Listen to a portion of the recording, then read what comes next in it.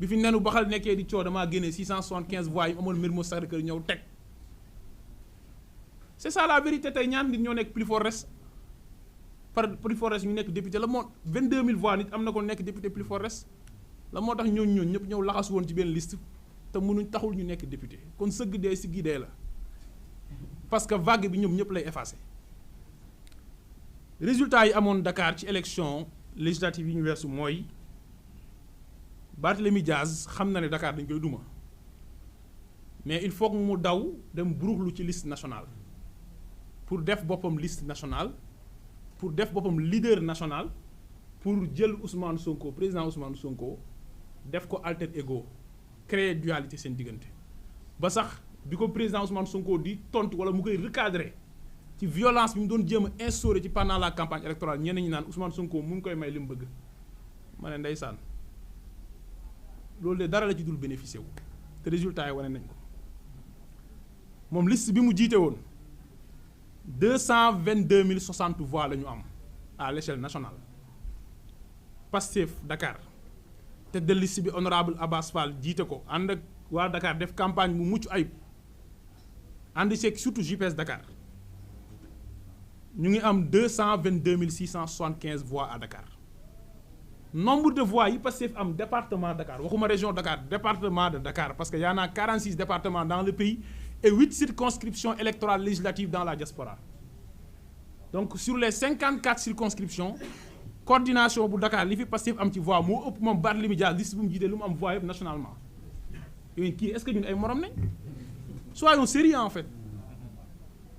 beneen bi mooy moom da doon jéem a def boppam leader national. Dakar sàmm sa kàddu ñoom Amadou Ba ñoom ñëpp renoncer seen candidature jox ko Macky Sall takk wallu PDS ñëpp moo tax mu doon wax naan Dakar mënoo fee gagné sëñ Moustapha Sy ñu ngi koy nuyu di ñaan yàlla yokk ko wér mënoo fi gagné PUR mënoo fi gagné PDS gagné fi Ablaye Wade gagné fi Karim Wade gagné fi Macky Sall gagné fi Amadou Ba gagné fi Barthélémy Dias gagné fi Khalifa Sall loolu la doon wax. kon nangu na ne ñooñu ñëpp la ànd ak ci intercoalition pour Dakar ñu boole seeni voix. bi ñu boolee lépp dañoo boole ba mat fukk ñu duma mooy 92 432 voix la ñu am à Dakar soit 25% des suffrages xam nga loolu mooy lan mooy Barth listam boobu mu jiite à l'échelle nationale 41% de ces voix Dakar la ko am département mooy yeneen sénégalais yi xamuñ sax ne ku tudd Barthélémy sant Dias am na mais 2 mois après. wala moins de 2 mois après waa ji moom non day am fitu taxaw conférence de presse di fëgg dënn leader politique la il faut qu'on nous aide nag pour politique du Sénégal xaw a sérieux tuuti en fait parce que les chiffres ont parlé. beneen bi mooy Dakar nag zone bu ndaw la zone bu mag la du circonscription électorale bu ndaw de 1224 bureaux la Dakar am waa ji ñaata bureau la gagné Dakar xanaa du ngeen ko laajte nag ñaata la benn bureau. waaw mais nag gars yi nag kii est-ce que am na légitimité politique jiite Dakar soyons sérieux moi je ne donne que les chiffres et ils sont vérifiables seeni mandataire ñu ngi woon seen plénipotentiaire teewoon na ci commission départementale de recensement des votes seen plénipotentiaire teewoon na ci commission nationale de recensement des votes à la cour d'appel voyez lii la wax voilà la vérité des urnes et voilà l'aspiration des Dakarois. C'est que le gars n'est plus légitime loolu mooy dëgg kon nag bu tombé sous le coup de la loi doit être appliquée dans toute sa rigueur loolu mooy di dëgg li ci des nag mooy di ko xamal ne kon résultat yi bu dee am na lu mu wane mooy mu ngi doon jéem a yéeg ndax boppam pour def boppam leader national waaye nekkul sax leaderu balcon mais loolu mooy dëgg. kon nag c'est vrai que c'est un jeune acteur politique c'est un jeune il est jeune mais c'est un acteur politique vieux Barthélémy Diaz appartient au passé je le dis bien na xam ne il appartient au passé c'est-à-dire suñu génération ñun tourné nañ doo façon xeetu politicien boobu noonu moo tax maa ngi koy dégg mu nii la politique n'est pas faite pour les parvenus et les arrivistes arriviste mooy koo xam ne xamuñu foo amee diplôme xamuñu foo jàngee xamuñu foo mës a liggéeyee cëpp ne lay indi violence ci classe politique bi loolu moo tax nga am existence waaye la politique elle n'est pas faite pour les incompétents la politique elle est faite pour les personnes lucides waaw ñu lucide ñooñu ñoo moom politique kon nag nañu xam ne yoon moo tax nekkatul député yoon mën naa tax du nekk maire te su boobaa ñun suñu yoon new ci ñun bu ñu deret laal ñun waa Pastef non bu ñu deret laal il faut que ça soit très clair loolu nañu bëggoon a wax di wax ni ñu ngi leen di sant yéen ñëpp di leen gërëm mais jàppoon nañ ne actualité bu am solo la parce que encore une fois mbirum ñi ñu tabb la seen légitimité ak seen légalité wu mandat kon képp kuy acteur politique Sénégal daf la war a intéressé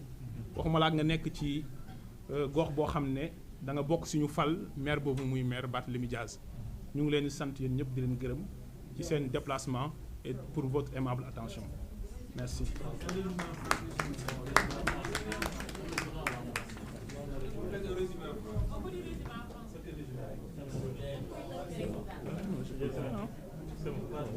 Bon, juste un petit résumé en français. Nous vous avons convié à ce point de presse pour vous entretenir de l'actualité politique nationale, notamment sur une question qui a défrayé la chronique en ce qui concerne le mandat d'un élu à Dakar. Et nous sommes dans une démocratie, et lorsqu'une question est liée au mandat d'un élu, d'un député, d'un maire, nous considérons que cette question doit nous préoccuper. Et en tant que Dakarois, puisque je vous ai convié à ce point de presse, en ma qualité de secrétaire général de la section communale de Pastef Grand Yoff, donc militant d'un parti politique à Dakar, mais électeur inscrit sur les listes électorales de Dakar. Et c'était pour évoquer deux questions. La première question est relative à la révocation. La première question est relative à la radiation de M. Barthélémy Toye Dias de la liste des députés. Et lorsqu'un acte est pris par une autorité judiciaire ou administrative, la question pertinente qu'il faut se poser est de savoir quel est le régime juridique applicable. Ou cet acte tire sa source de quel texte de loi, de quelle disposition législative ou de quelle disposition réglementaire. Et en l'espèce, nous vous renvoyons aux dispositions pertinentes de l'article 61 de la Constitution du Sénégal et de l'article 51 du règlement intérieur de l'Assemblée nationale, qui est d'ailleurs une loi organique. Et qu'est-ce que l'article 61 de la Constitution nous dit? L'article 61 de la Constitution dispose que le député qui fait l'objet d'une condamnation pénale définitive est radié de la liste des députés de l'Assemblée nationale sur demande du ministre de la Justice. La même disposition a été reprise expressément et à la lettre par le règlement intérieur de l'Assemblée nationale en son article 51 in fine. Donc,